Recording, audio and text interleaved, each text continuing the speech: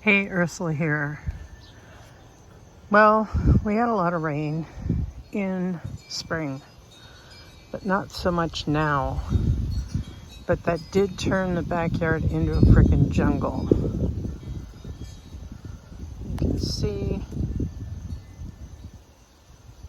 we're looking at, well, some of my tomatoes grew through, but other than that, I have all kinds of nasty weeds through here. There's tons of cleavers, which got caught in my hair, and I had to cut half my hair off. They're nasty. I spent more time yesterday picking them off my clothing and off my gloves than actually weeding. But I'm going to show you what I actually did accomplish. See, these are all nasty. Nasty. If you can imagine this entire path totally covered in bindweed and lemon balm, and there were some cleavers, but not many. And then there was pokeweed and curly dock. And so, yeah, I had to weed this whole section. I'm going to be moving my little fire pit around as I clear things to kill the roots. I'm not burning directly on the ground because it's been so very dry. Let me see, I've left my tools about. But what I did accomplish is I started building a retaining wall. Now, this used to be a hugel bed here, and it was totally filled with some beautiful raspberries, and now we're down to like 2 raspberry bushes. I'm going to move them, not now because it's too dry, they won't survive, but we're going to come around at this a different way. These were guide rails to hold the raspberries in, and yeah, useless now. There's nothing to hold. So this was all weeded out, huge quantities of weeds, and I used the weeds as filler, and then I threw a log on top to kind of compress them down. I'm going to let those decompose over winter, and we're going to get a different look at this, but I have to be careful because apparently somebody didn't like my work and left deer shit everywhere. All right, this is the middle bed, or bed number 2, underneath the mulberry tree. The mulberry tree does need to be cut back, but my chainsaw that I ordered did not show up. It is back ordered, and we're not going to go into the politics of tariffs and foreign policy that affected my order. I needed something I could lift, not something that was designed for a man who's 6 feet something. So what I did was I took my fence out, and there are a few beets that survived the bit of drought here. I pulled out, the cucumbers were done, so I pulled all that out, and then I started building. Yeah, I gotta watch it. See right there. That's where somebody commented on my work, right in the middle of the path. But yeah, I'm just putting these in without any mortar, so that if I decide to move them, I can, or if I pass away and somebody decides to replant this all with grass, they certainly could just take these out. I'm not sure if I'm going to leave that one. You can see I've got some separation. Things settle over time. It's not in good shape, so that's going to have to be either rebuilt or replaced with something else next year.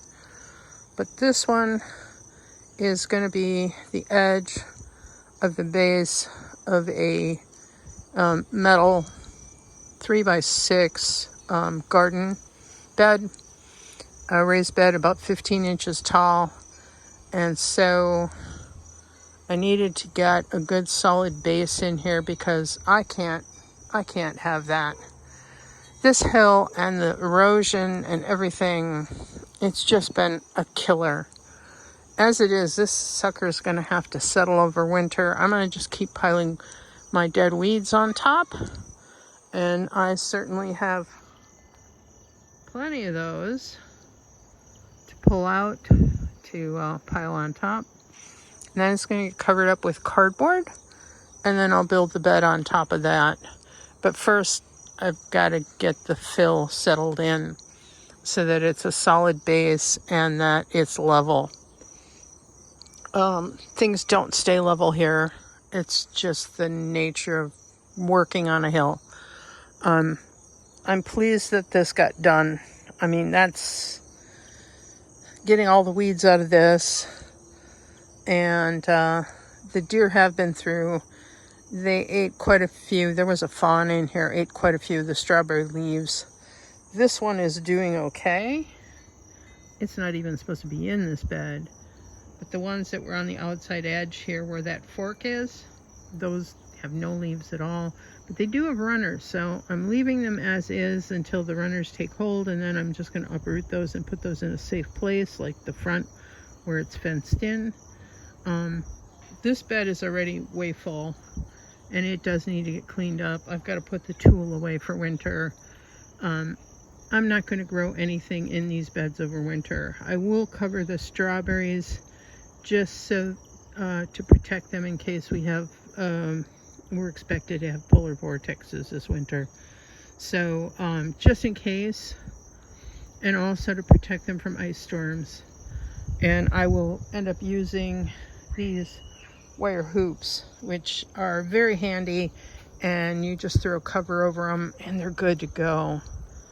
And I've got more of them down there. I started a new compost pile. This one's got to go. That's got to all get moved. That'll probably end up in here.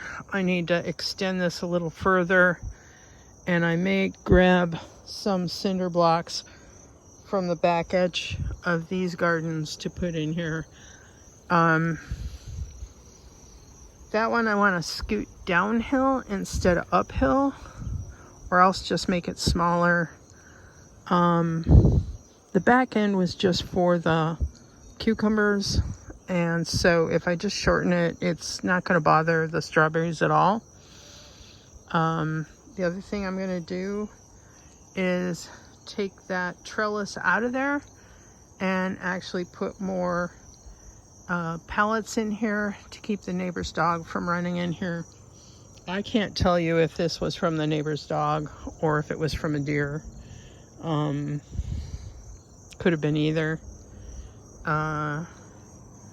have a very nice dog. I just need to keep it out, and they would like me to keep it out too, because they can't really crawl underneath that fence, but their dog certainly can. So we're gonna do that. Get probably 2 more pallets in there. So there's a lot of work to be done just to get the garden ready for winter. A lot of it involves, besides the weeding, just involves getting the plants set up so that they can survive the winter. These are beets. We'll see. They might be ready before the first frost. They might not. This side is a whole nother story.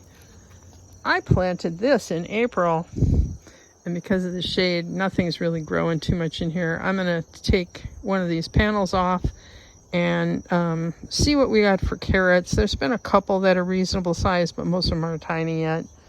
So that's what's going on in the garden this week. We're getting ready for next year. Take care, everybody.